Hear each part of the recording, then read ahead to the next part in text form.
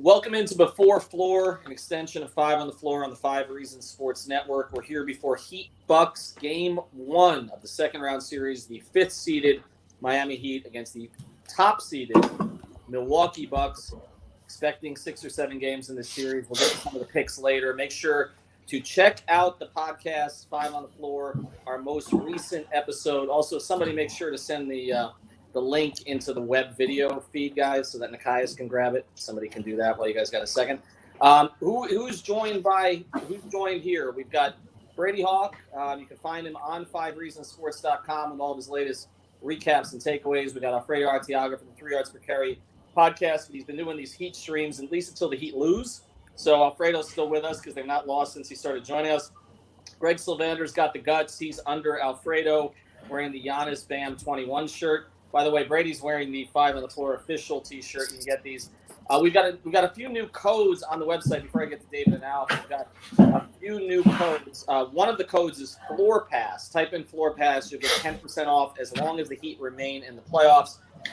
Under Brady, I talk about sports. That's David Friedman here for fantasy and other stuff. And then, of course, Alf on Sydney at Alf954 on Twitter. We're expecting possibly Nikias and others, Kylie and others, will be here as we go. And somebody, again, please put that in the string for them because they're asking for it. All right, let's get right to it. We expected this series for a while, since it was pretty clear that the Heat were not going to jump up to 3, that they were going to be kind of in this 4-5 matchup. My contention is that the Heat were fine with this scenario, organizationally and from a player perspective. They don't fear the Milwaukee Bucks. They beat them twice during the season. They dominated them without Butler and Dragic in the first half in the bubble.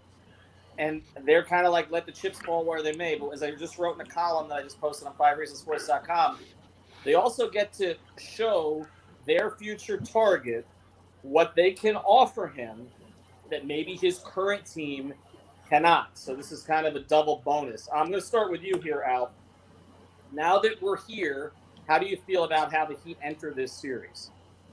Which Alf? You gotta be more specific. You. I'll go to you first. If it was Dolphins, I'd go to him first. Okay. I feel as strong as I felt about it going into the bubble, going into the playoffs. I don't think this is. I think there's people out here that just think the Heat are going to roll over the Bucks, which is hilarious to me. I think people are going a little bit too far with that. But it's a good matchup for the Heat, as good as it can be. As good as can be expected against a 1 seed, right? It's not like a good matchup like it would be against the Hawks or somebody. It's a good matchup. If you have to go against a number 1 seed in the second round, this is one of the best matchups you could possibly think of, just because you have guys that you can throw at their best player, and then their surrounding pieces feed off of that guy. So if you can control him, you can control the series. So that gives them a fighting chance in this thing. Now, do I think they're going to win this series? No. All right. Listen, I don't have the guts. We'll do predictions later, but I still feel good. I feel like, listen, second round was always kind of the goal for this year. So now a strong showing in this round is just icing on the cake for me. And then after that, we start looking forward to the next 2 off seasons. We're going to try to address questions as they come in here while I move to more people. Nikias Duncan, now of Basketball News, congratulations, and Kylie Wang, now of over 2,000 followers, have joined us here on the episode. So we'll get them involved here in a second. A couple questions that came in. One from Karmic Bead. Red Sox status questionable as far as we know. It's game time decision, I think. Okay. Yeah. So game time decision. Greg, I'll go to you next again on the general stuff. It's kind of deep dive here. My point: you're wearing the Giannis Bam shirt. How important is this series to where the Heat's organization go from there? I mean, I don't want to overstate it, because ultimately I think it would be disingenuous to think that Giannis is thinking about recruiting in his next home in the middle of a playoff series. He's in 1 seed. They were historically great in a number of metrics. So to kind of allude to that he's looking ahead, I think that may be getting ahead of ourselves. But I'll say this. If they push Milwaukee and they show that they have certain elements of shooting, certain elements of go-to guys, closers that maybe Milwaukee doesn't have, even if Milwaukee advances off the sheer greatness of Giannis, I think it will leave an imprint, and it'll be something that they can circle back to as a conversation point. So ultimately, I'm giving you a wishy-washy answer because I think it's a little bit of both. Nikias, I'm going to go to you because we're going to try to address the questions as we come in. So I'll throw this one at you. Kendrick Nunn, is there a role for him in this series?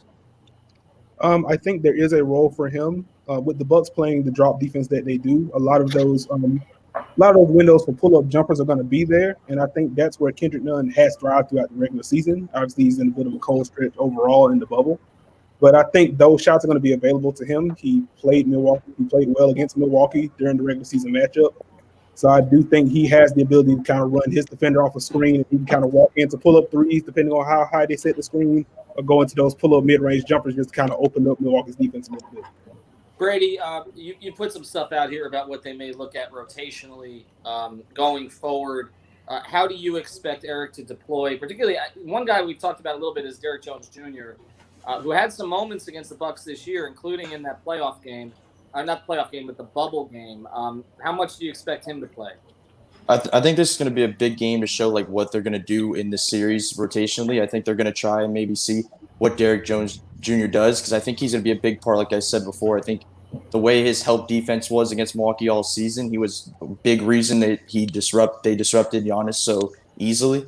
So I think they're going to kind of see how that works. And I think the biggest thing is just seeing, I don't know if his offensive package is big enough to have a huge impact in the series. That's the only problem, because the way, like Nakai said, with their drop scheme, I don't know if he'll be able to make an impact on offense like Kendrick Nunn would, that they might input Kendrick Nunn in the rotation for Derek Jones Jr. So I think it's just going to be a thing that this is going to be the game where they kind of try to figure it out, what they're going to do going forward. Alfredo, if Bledsoe last year in the playoffs, I thought was one of the reasons they lost. He was not great. He got outplayed badly in the Toronto series. If he's not there and it's a lot of George Hill, again, not a guy who's going to break down your defense, which is the biggest problem that the Heat have had. How much does that change things? I think it changes it considerably, and that's because it takes away a little bit of the athleticism that they would have on the court.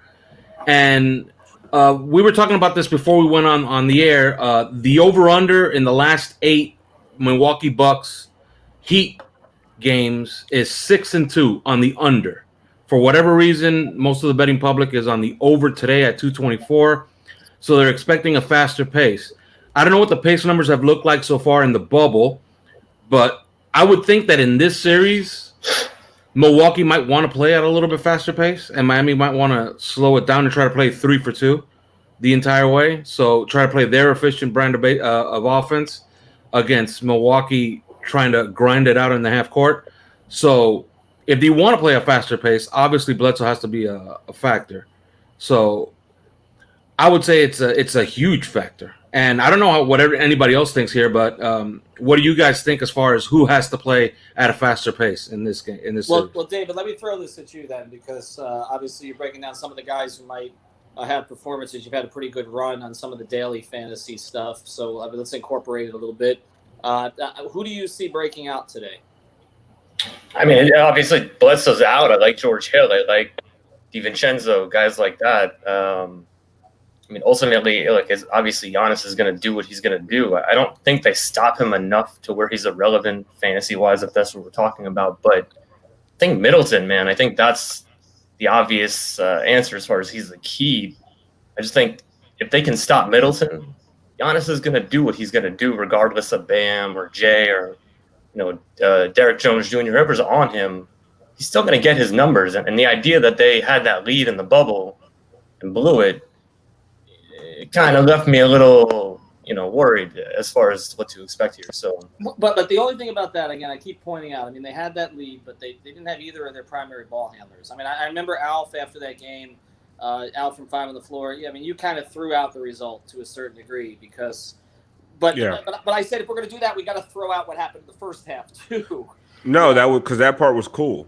But the thing is, Giannis. The issue is more Bam. Bam was there, right? So they didn't stop Giannis. Right. Yeah, That's but what you got to do. the problem, what I was saying with that game is Milwaukee was able to make adjustments at halftime with the Heat being out their two best ball handlers. There really were no more adjustments to make. It's like they threw everything at them in the first half, and like let's hope to God they don't come back. Because there was nothing else really Eric could have done to save that game. They didn't have enough firepower to match with a team as good as Milwaukee. So yeah, I threw away that. I threw away both halves of that game, but I still enjoyed the first half. Yeah, I'm sure you did. I want to go to Machias in a second, but first I want to bring in Kylie because we're going to have Machias defend Chris Middleton here. This is where we're going to go for the next 5 minutes because he is the official Chris Middleton stan, and I compared him to, what did I say, swingman Mo Williams on the pod today, which Call him Mo Williams, which I Come went on. after. But before we do, Kylie, let's go to you on this. You just posted an episode of Playing Catch Up with Tamar Brown, so that's up on the YouTube channel. So everybody check that out. Where do you sit coming into this series?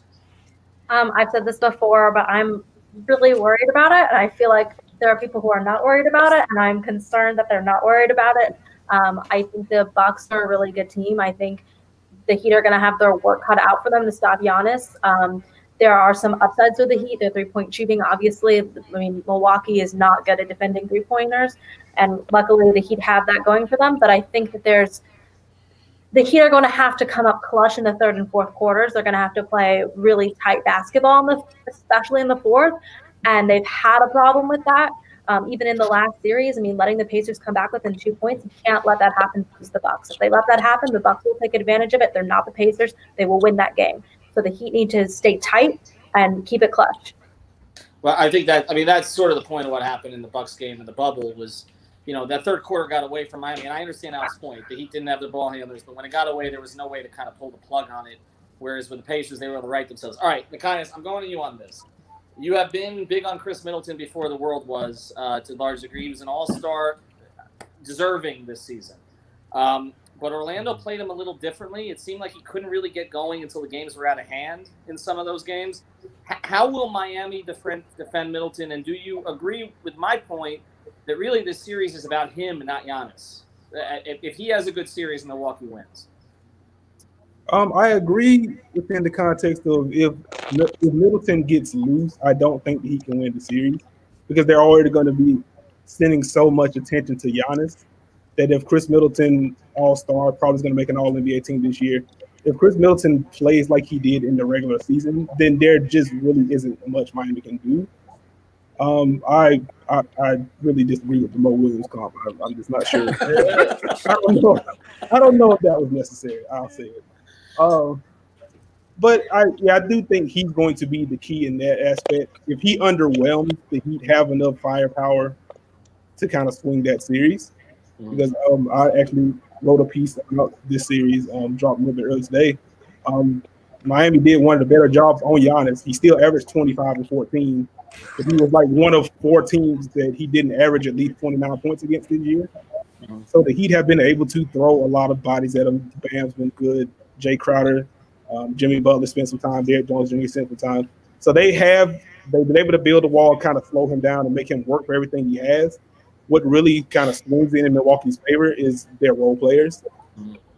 So if Middleton shows up, that takes a little bit of pressure off of like George Hill to continue to shoot 80% from three. It's a good point. It takes some pressure off of Wes Matthews to hit a bunch of threes. If Eric Bledsoe does play, it takes some pressure off of him to not be the worst player in basketball for whatever reason when he hits the playoffs. So it's going to be on Middleton to hold up his end of the bargain because, I mean, a lot of talk coming into the season for Milwaukee was, hey, they were great last year. They should be great this year, but do they have that number 2 guy? Right. And Middleton has to prove in the playoffs that he can be that against a team that isn't Boston. Well, let's get to it, Greg, then. I want to follow on that point because the guy has said, they're role players and that there's an edge there. I'm not so sure there's an edge there, provided that, the Heat guys, are playing to their capability. I mean, I might take some of the Heat's young legs off their bench, obviously in addition to the older legs of Dragic, than some of the Bucks guys who have underwhelmed a little bit. I mean, Robin Lopez isn't in the rotation anymore. So you still got Brook, you still got Hill. Obviously, DiVincenzo's a younger player. But I'm not totally sold on the fact that the Bucks are better, 3 through 9 than the Heat are. No, not at all. I feel like this is absolutely a case of them just having a player that has a big gulf between him and all the other guys in the series with Giannis. And like when I think about Wesley Matthews, when we had Ty on the podcast that dropped today, he talked about Wesley Matthews has been taking some of the toughest defensive assignments all throughout the year, and that's kind of been his role, and he's outperformed his maybe expectations defensively. So I'm interested to see, like, do they have him chase around Duncan, or does he spend time on Jimmy so that Middleton doesn't get in foul trouble? Like, it'll be interesting to see the way that plays out. But ultimately, this comes down to shooting. And I know we keep saying this, but if the Heat hit the shots that Milwaukee wants to give them, they can win this series. But that's it right there. That's in a nutshell. It's simple as I can get to it. But the thing is, it's about giving the shots, Brady, giving them the shots they want to give them. But there's not many teams in the league that can put 3 to 4 legitimate three-point shooters, volume three-point shooters on the floor at the same time. That's what makes this different. You can say, I don't want Duncan beating me, but maybe Dragic does, maybe Kelly does, maybe, one of their other I mean, even Jay Crowder's turned into Jay Allen since he's come to Miami. I mean, I'm sure he's going to get a lot of open looks. I mean, how many guys can you take away? I think we're going to see a lot of lineups that aren't going to include both Butler and Bam, which is obviously what we see a lot. I think we're going to see a lot of Olynyk in there. So we have they have 4 shooters. I think they're going to include different guys, maybe a lineup without Butler, and they have Hero and Duncan in there. I think we're going to see like a lot of different things. I've continually said that I think this series is going to be another huge leap for Duncan. I think this is going to be a very big series for him for another just huge jump. I think he's going to be just deadly from 3, as he always is. But I think just as the way they allowed the 3-point shooting, I think we've seen him kind of develop a bit of develop his game with just pump fakes and fadeaways and dribbles, just his ball handling a little bit. I think if he keeps developing this in this series, I think it's gonna be good. And I also think Tyler Hero, the way he uses the mid range, like how we've been seeing, I think he's gonna control the mid range. So that's gonna be a big part of this series with the way Milwaukee plays defense. Breaking news on the starting lineup: George Hill will be starting, and Eric Bledsoe is inactive. So that's a big one. There you go. So that's a little bit of that depth. I want to talk about Tyler Hero here for a little bit. He's playing against a team where I know he's not going to Milwaukee, but there's some emotion there. People, in Milwaukee were pretty upset that he didn't go to Wisconsin and decided to go to Kentucky. It seems to be a little bit extra for him. I feel like the next step is coming for him, right? Greg's nodding. I feel like this series sets up for him.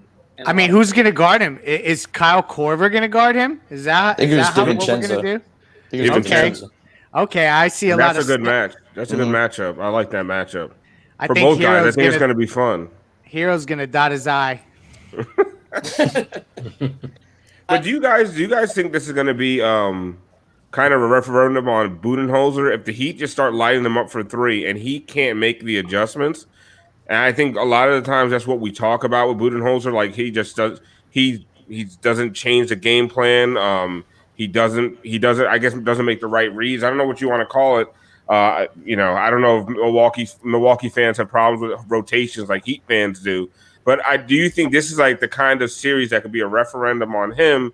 Because if he can't make the adjustments to Miami shooters, is he going to be one of these guys that's on a hot seat for a second round exit? And is he going to be the guy that Giannis looks at and says, this guy can't get me to the mountaintop? Well, remember, Giannis didn't want Jason Kidd to go. I don't know that he's a great judge of coaching talent. That's true. Yeah, I don't think it's crazy. I don't think it's crazy to think that if the Bucks lose this series, even if they lose it in 7 games on a last-second shot, I don't think it's crazy to think that Budenholzer will be fired this offseason. I don't know about. I think hot seat, right? I mean, I think you got to allow Giannis to pick his coach next year. Yeah, exactly. And that's how you do it. You fire this guy now, and then you let Giannis pick his guy and play a season with him. Unless he wants to stick with Bud. It would come down to, do you make a big wholesale roster move or do you make a coaching change? But you don't go stagnant into the final year of Giannis's contract. That's what you don't do. Well, you don't hire David Blatt also. That's another place you don't go. Ty Windish on our pod last night, though, who does a podcast on the Bucks, which I mispronounced. Ty, when we said that Bud doesn't make adjustments, he said we were being generous. So Yeah. I do think I'll throw it. I want to go to everybody else here before we close, but Nikias, one more for you on this. Does Bud make adjustments? No, he's very much a here's the game plan. If it doesn't work, do it better type guy. Which, to be fair, like he's changed Milwaukee since he's been there.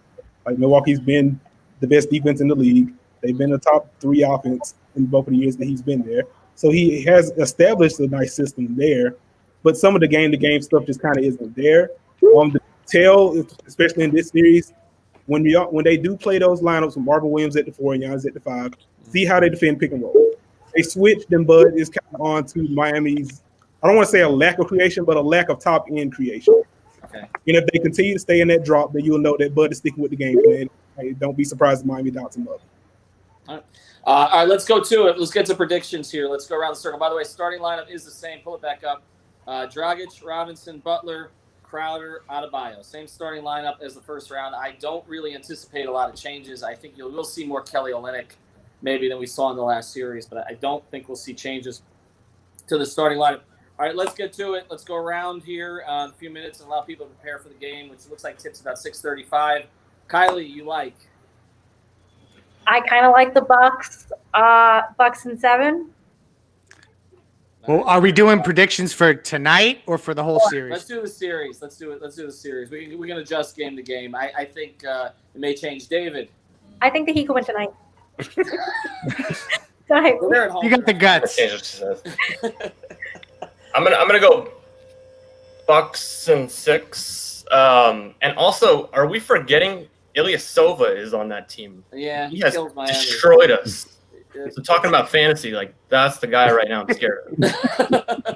But I got Bucks in 6. Who is? Wait, David, that's a fair question. Who is the random scrub Heat killer on the Bucks? They don't really have one, do they? It's Ilyasova to me. I don't know. I mean, but he's been. When you do it for that long, The 76ers series, right? Yeah, It'll I know, be David Bellinelli, Pat- but, I mean, It'll be Pat Connaughton or Connaughton. Yeah.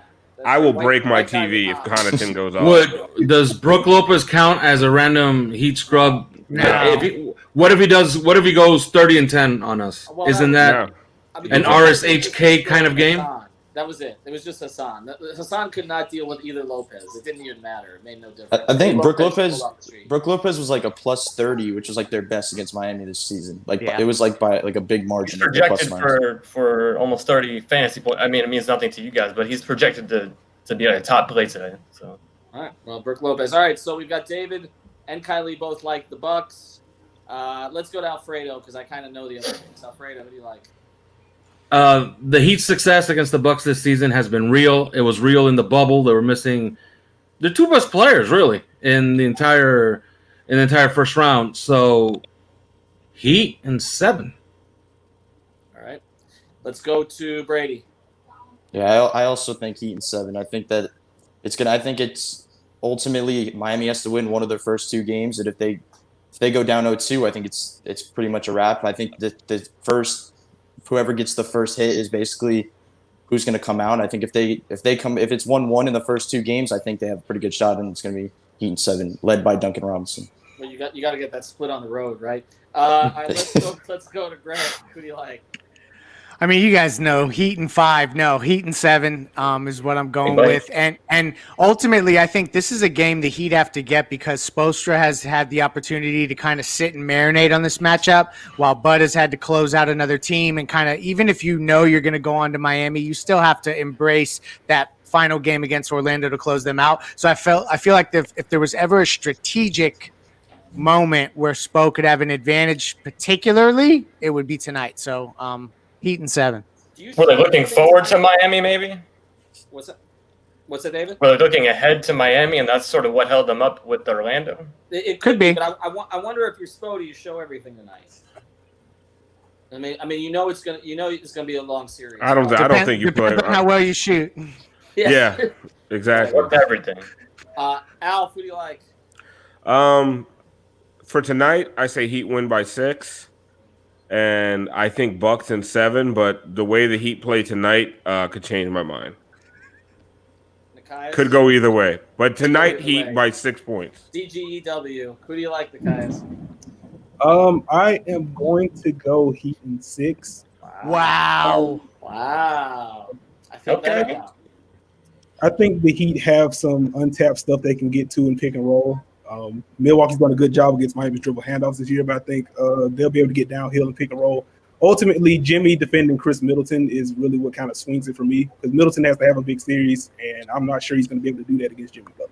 Wow. Look at that. Not only does he pick the Heat, but He's he also swingman goes Mo against Will. his guy. Look, But he look threw at his that. boy under the bus too. Look at that. I'm Heat in 6. To me this comes down to matchup, but I also think you have ascending players who've gotten better against older role guys, and I think the older role guys thing works if Milwaukee was playing at home in front of their home fans, where role players we know play better at home, and I thought the Heat players would struggle on the road. Some of the young players in hostile environments. There is no hostile environment. They've been resting for close to a week. Jimmy's rested. Goran's rested. I think Bam has another level he can get to now that he's got his wind. And I just don't think it's a great matchup for Milwaukee. And I don't know. I feel like we're going to see. I know you mentioned Duncan Robinson. I think this is the Tyler Hero series. I think Tyler's going to have a big series and sort of announce himself in another way before they get to the Eastern Conference. And Riley and Andy are in the rafters. They're there watching in person. So come on, y'all. We have the Godfather in the building. I think Jealous in the building. If I think I would have said I'm sitting next to them, so it's I got to get up there.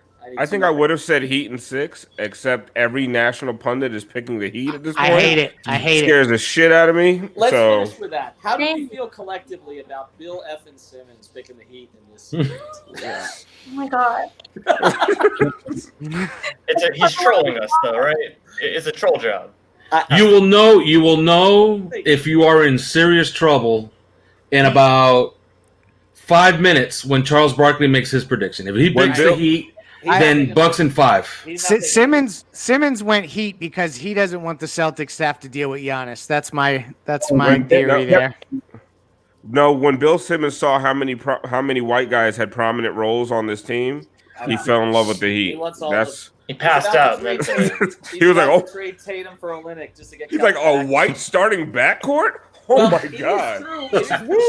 You've got Olynyk and Crowder. Put him in green. You've got Olynyk and Crowder. There's 2 former Celtics out there, so maybe that's part of it. All right, catch up with everybody. Brady Hawk 305, Alf_Artiaga, Greg Sylvander, at Talk About Sports, at Alf954, at Nikias NBA, at Kylie or Wang.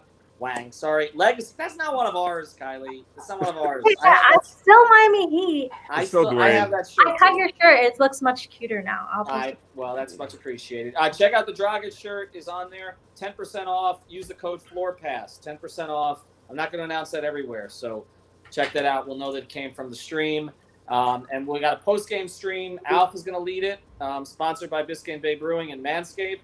And we've got a post-game pod that I'm going to lead with Greg and with Alex, who'll be popping on the Zoom calls and arriving 5 minutes late. See you after the game.